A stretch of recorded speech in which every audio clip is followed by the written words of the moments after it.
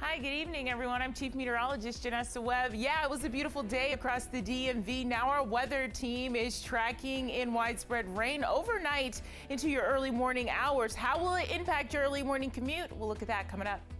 The station covering all of the DMV. This is DC News Now.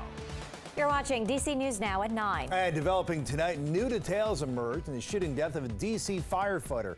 Was the gun fired in self-defense? The new information just in from detectives as we hear from neighbors in the Charles County neighborhood where this all unfolded. Plus, a DC row home collapses hours after a new leader is tasked with overseeing building inspections and code violations. His commitment to building safety as complaints from neighbors are pouring in. And school safety remains top of mind for parents of children in Virginia's largest county. All new tonight, we're live with the added security measures being discussed at Fairfax County Public Schools. Good Monday evening, and thank you so much for joining us for DC News Now at 9. I'm Tasmin Mahfouz. Good evening, I'm Chris Flanagan. Developing as we come on the air tonight, word that the man who shot and killed a DC firefighter early this morning in Charles County, Maryland, may have been defending a woman. Now, the sheriff's office says the shots were fired in a confrontation over a domestic assault. Yeah, tonight, 30-year-old Carl Braxton is being remembered at his station, Engine Company 22 in Shepherd Park. That's where we find DC News Now's Daniel Hamburg. And Daniel, a lot of shocking new information coming to light in just the last few hours. You've learned deputies say the man who shot him is cooperating and has since been released from custody. Well, Chris and Tasmin, that is because, according to the sheriff's office, the man who shot Braxton did so because apparently Braxton assaulted his girlfriend in their townhouse and then pursued her when she tried leaving. Charles County Sheriff's deputies found 30-year-old Carl Braxton shot this morning around 3:30 a.m. on Matthews Road near Sedgemore Place in Bryans Road. This is pretty much a quiet neighborhood most of the time. Neighbor Randy Richards heard 6 shots and went outside. It sounded like a man and a woman. The man sounded like he was on his phone calling 911, saying that he just shot somebody and that he needed an ambulance. Deputies say Braxton assaulted his girlfriend inside their townhouse. The woman got away and ran into a man walking his dog. According to witnesses, Braxton approached and threatened to harm the man. The guy that they said that did the shooting, I see him walking his dog all the time. Seemed like a pretty nice guy to me. Deputies say Braxton continued walking aggressively toward the man, at which time the man, who has a permit to carry, pulled his gun and shot Braxton. I guess he walked up on something that he felt that was severe enough to intervene. And it's sad. It's sad that anybody had to die over that. Now, detectives are consulting with the Charles County State's Attorney's Office on whether to file any charges. Braxton was with the fire department as a firefighter EMT for the last 8 years, most recently here at Engine Company 22 in Shepherd Park. He leaves behind 2 boys. We're live in Shepherd Park. Daniel Hamburg, DC News Now. Daniel, thank you. An investigation underway after a row home under renovation collapses in Northwest Washington. The home is off of Kansas Avenue right near Randolph Street in Petworth, D.C. That's where our Mariel Carbone is live tonight. And Mariel, this collapse, the second in D.C. in the past month, it comes on the same day D.C. named a new director of the Department of Buildings. Yeah, that's right. And that agency, it is in charge of building inspections and permitting for projects like this one here. Now, right now we don't know what led to the collapse of this, but you can still see debris hanging from this 2-story building. A little shock. I'm still trying to digest the whole thing, but This is the scene Kondo came home to this afternoon. Falling brick, dangling wood. The row home directly next to her home collapsed. I hope it's going to be okay. When we arrived, we found a 2-story end of the row structure. It is under renovation, and it had suffered a significant collapse at the entire rear of the building. According to fire officials, no one was inside during the collapse, and workers were already wrapped up for the day. As for what caused it, That's going to be a question for the Department of Buildings. They They will conduct their investigation. The Department of Buildings is in charge of inspections, permitting, and code enforcement. It was formed in October following years of complaints about vacant properties and code violations. In February, many testified before council claiming the agency is still plagued with issues. But the city has done little to nothing to actually increase the number of licensed and qualified inspectors. Monday, neighbors on Kansas Avenue echoed that feeling, but declined to go on camera. So with that, help me congratulate Brian Hanlon. The collapse happened just hours after Mayor Muriel Bowser appointed Brian Hanlon as the new director of DOB.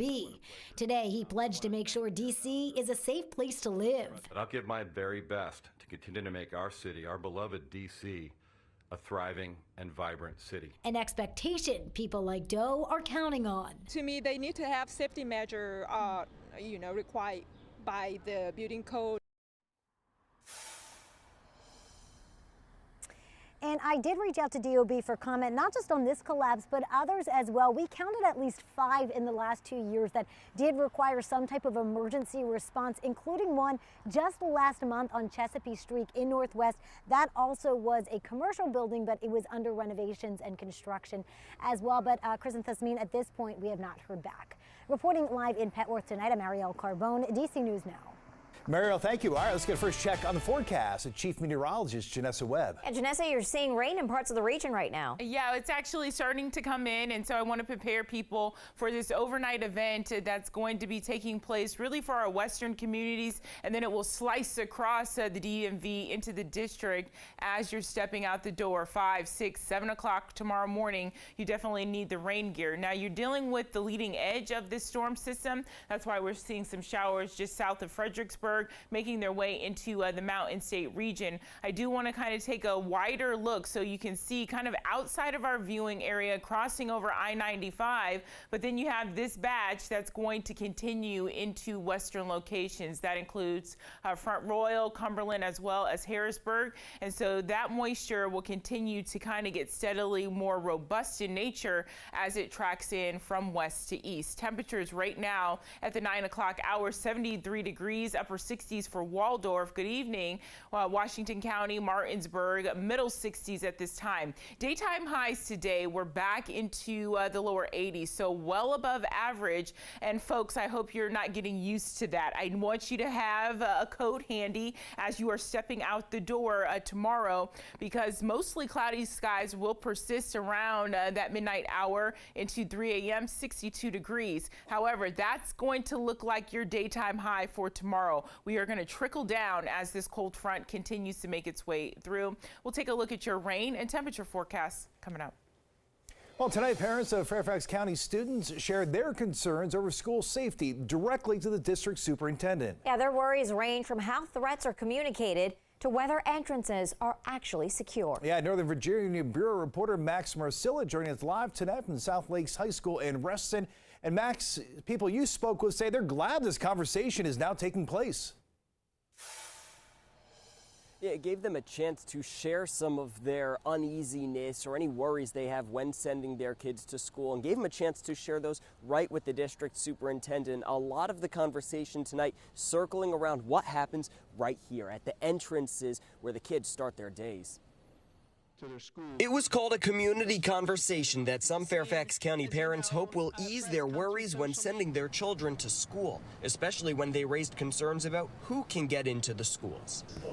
These evolved weapons detectors are already approved in Prince William County and Manassas City schools. They're on the table here in Fairfax County. So we really want to make sure before we make that investment that we're investing in the software that's going to have the biggest impact for us. But it's just one tool parents want to see for the front door, the first line of defense. Just buzzing people in without even asking why they're there, who they are, who their kids are. To address that, Superintendent Michelle Reed says it takes oversight and training.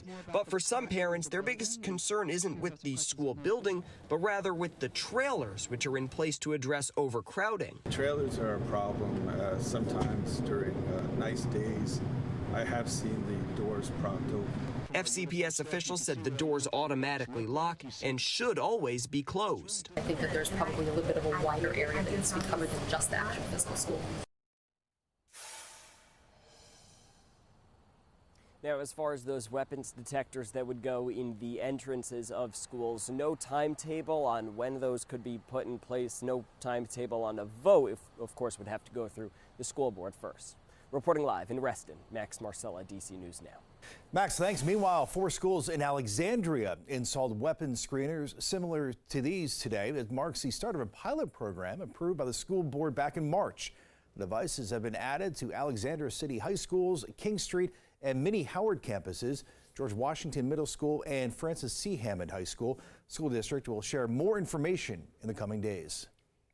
And DC News Now is your local election headquarters, and Time Magazine reports Prince George's County Executive Angela Alsobrooks will announce a Senate bid tomorrow to replace outgoing Senator Ben Cardin. So Alsobrooks has made a big name for herself in Maryland politics, leading Maryland's second largest county since 2018 as the first woman to hold the position.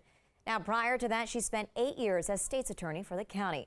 Now, if she does run, she would join a crowded field of candidates, including Congressman David Trone, Montgomery County Councilmember Will Jawando, and political activist Jerome Siegel. Meanwhile, Hyattsville voters, this is your reminder that Election Day is tomorrow. In-person voting and same-day registration will be available from 7 a.m. till 8 p.m. at the City Building.